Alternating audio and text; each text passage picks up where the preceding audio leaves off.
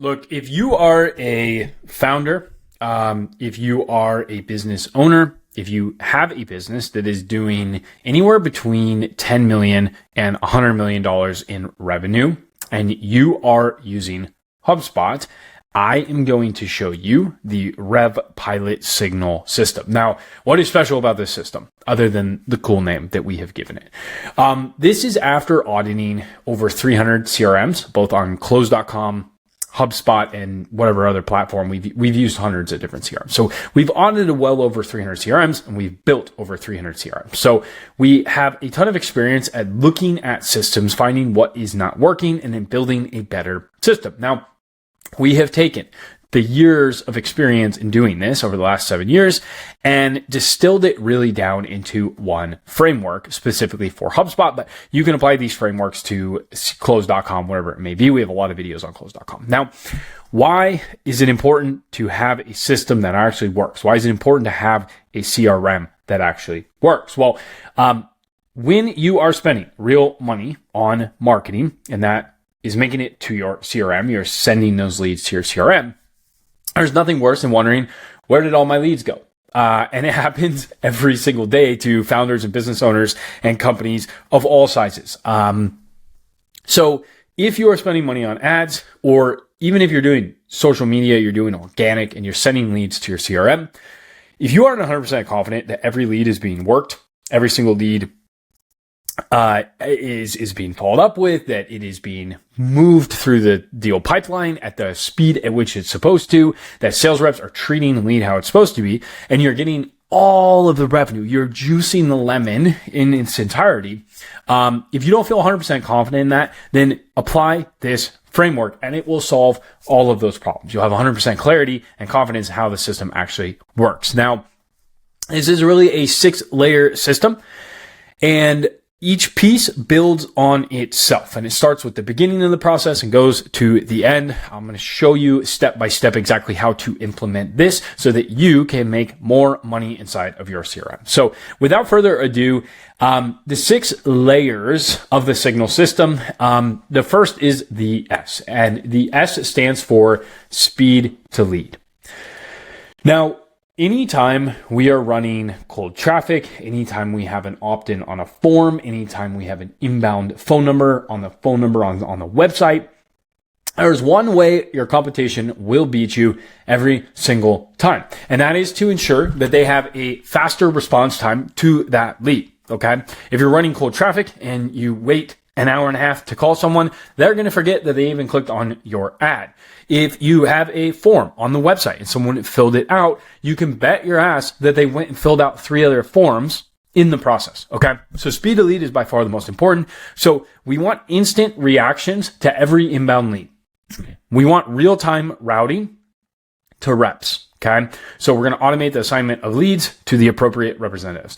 Now, triggering email and SMS auto responses. This is going to keep the leads engaged with immediate follow-ups. Now, the difference of you sending a text message the moment they opt in and not sending a text message is huge. Now, the difference of, let's say you have a book a call funnel and someone opts in for your form and then they don't schedule a call. The difference between 5 minutes and 10 minutes in that response of, hey, I noticed you didn't schedule a call, is drastic. Okay. We've tested it. We've tested 5 minutes. We've tested 10 minutes. We've tested 30 minutes.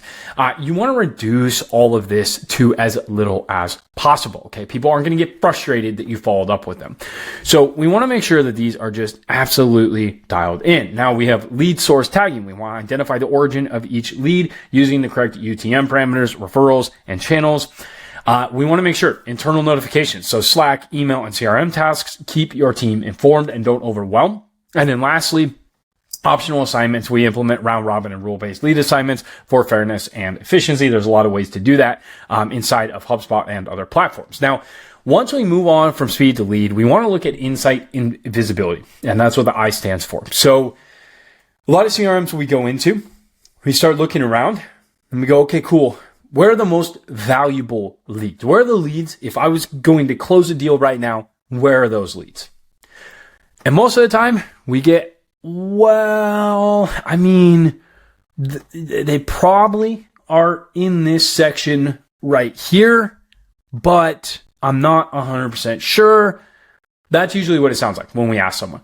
And this should be such a clear definition of, oh, hey, here are the leads that need to be dialed. Here are the leads that have been dialed. Here are the leads we have an active opportunity with. Here are the opportunities in the follow-up stage. And we know exactly where everything is. And then we have lists, and we can say, hey, here are all the lists, all the leads that haven't been followed up with that need to be followed up with. Here's all the leads that we followed up with today. Here's all the leads that we're following up with tomorrow. You should have a list and a clear process for every single one of these. So a CRM you can actually see and understand. So we're going to make sure we have custom pipelines for various lead types, such as inbound, outbound, or partners. We want to make sure we have clarity. We don't have too many pipelines or pipeline stages. We have just the right amount. Now, we also need to make sure, stage by stage, the life cycle segmentation. So we're tracking leads to the process and the relationship with your actual organization, right? So are they an MQL? Are they an SQL? Are they a cold lead? Are they a customer of yours? Are they being recycled? Okay. Now, we also need to make sure you have very clear smart lists and saved views, and that the team actually knows that these exist, that they've been trained on them, and that they're used every single day. Okay. And then also filters to separate buyers from browsers so we can actually focus on leads that have true purchasing intent. And there's a lot of ways to do this, thinking very, very advanced, to very, very straightforward and simple. Okay. Now, G stands for guardrails. And inside, I don't know what this pop-up is. Looks like I'm supposed to be on a meeting, but we're going to finish the video. So guardrails. We are going to create a structure that prevents mistakes and forces clarity. Now, how do we do this in HubSpot specifically? Well, we need to make sure that dependent properties are all turned on. The conditional logic for properties is also turned on. So we only see the properties that we need to see when we need to see them as a sales rep. And if we move a deal into a different stage of the pipeline, we are required to fill out specific information every single time. Now, what this does is creates accountability and uniformity across the entire sales organization so that we have the right information every single time. Okay. Now, we also need to prevent duplicates and make sure that there are no duplicates, that they're getting merged properly, that the data on the leads themselves is actually correct. Okay. Now, deal stage progression enforcement. Again, like I said, ensuring deals move logically through the pipeline. So not just that we're getting the data as they move through, but that they are being moved through the pipeline. So things like deal tags on side of the actual deals themselves to make sure that we're bubbling up this information and we're knowing when to move it. Now, rep assignment rules, clearly defined rules for assigning leads to representatives. For certain organizations, this one's going to be much more important, but that is part of the guardrail assignment here. And then we have clean field architecture. So simple data entry to minimize confusion and errors. How many of you have hundreds of custom properties? How many of you had 3 other HubSpot consultants at some point that let you down and now you just don't even know what is in your CRM? Well, you gotta clean that stuff up. It's just confusing your people. At minimum, we need to remove those properties from the actual deal cards. Okay. Now, we have the N, and the N stands for nurture logic. Okay. So this is consistent, scalable follow-up without guesswork. So we're using sequences and automations to manage follow-ups effectively, reducing as much admin work and creative burden on the sales rep as possible. We're triggering follow-ups based on lead behavior. So engage leads based on their actions. So have they opened a new email? Maybe they opened a sequence of new emails. Maybe they received a new lead score, right? These are all entry points at which we would want to engage that lead, right? Maybe we marked them as not qualified and a certain type of objection, and we're going to put them onto a marketing list where now we can retarget and remarket to those people until they are ready to purchase, okay? So task queues tied to deal movement. We're going to organize tasks to align with deal progression. We're going to auto recycle cold and unresponsive leads. Now, I highly recommend you doing this. If you have deals that are in the pipeline that become cold because the sales rep either chose not to work them or didn't work them as effectively as they could, we want to recycle that and put it back into the atmosphere. And there's a few ways to do that. You can unassign the owner and put it in a free-for-all list and let everyone go dial that list when they want more leads, is one way to do it. Another way is just to round robin it to another team member and assign it to them. Okay. So we want to make sure we're auto recycling cold and unresponsive leads. And then time-based nudges and reminders. So keep the sales process moving with timely prompts. Okay. Then we move into the accountability loops. So A stands for accountability loops. We want to ensure reps follow the process every single time. So they're using timers to monitor first response times, no contact alerts and overdue tasks, auto reassignment triggers after inactivity, lead audit reports to identify breakdowns, and the manager alerts and pipeline abandonment. Okay.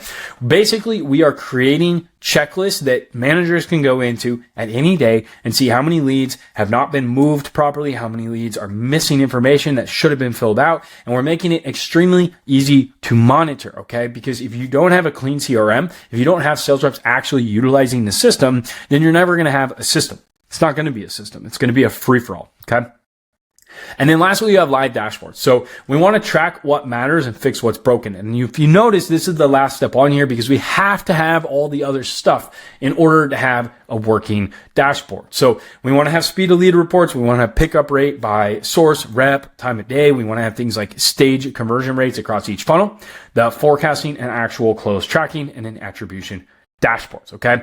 So in short, if you implement the Signal system, every part of the funnel, when, after an opt-in, you are going to make sure that it's completely optimized. So let's go through these again. You have speed to lead. We're going to make sure that any lead that comes in is getting touched properly in the proper amount of time without the sales rep needing to do a bunch of work.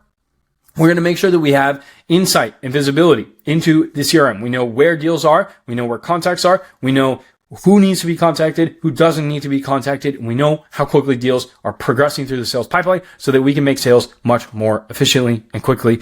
We have guardrails. Okay. So this is preventing things from going wrong in the CRM. We're creating accountability and ways to ensure that 100% of the time, the right information is being entered. And if it's not, it's getting fixed. Okay. So this keeps the CRM clean, which allows us to get to the dashboards. Nurture logic, we're ensuring that we have scalable and consistent follow-up logic without any guesswork. We're taking the creative burden off of the sales reps, we're making sure that we are nurturing the leads, that no lead ever slips through the cracks, that there's no lead left behind, if you will. Okay. Accountability loops. So we basically want to make sure that we have accountability in this entire system, that if something does go wrong, we know that it went wrong. And we can address the core issue, resolve it, and move on. Okay. We don't need to spend time trying to figure out what went wrong. We just need to address the actual issue. And then lastly, live dashboards. Okay. So if you already have all of these, congrats. You probably are making a lot of money inside of your organization. If you only have some of these, then try to get all of them. If you have none of these, you probably want to speak to someone about that. You need to figure out why you don't have these, who built the system. Now, if you are the founder trying to build the system yourself, stop. Just stop. Let someone else do it, okay? If you guys want us, RevPilot, to help support in building out a system like this, you can always click the link in the little description below, schedule a time to talk with me or someone on my team. But at minimum, make sure you're talking with your team about these 6 layers and making sure that every single piece in here is created, that is actually working. Now, there are levels to each of these pieces also, so you might have it, but it might not be the best method, okay? So hopefully this video is helpful. This is a true outline of how we look at a system as far as HubSpot, Close, whatever it may be, and create a system that works every single time. It creates accountability. It creates, deals that actually get closed once marketing produces them. Okay. So marketing will thank you. The founder of your company will thank you. You will thank you. If you're a sales rep, you'll thank you because everything is just going to be easier. So I hope this video is helpful. We'll see you on the other side.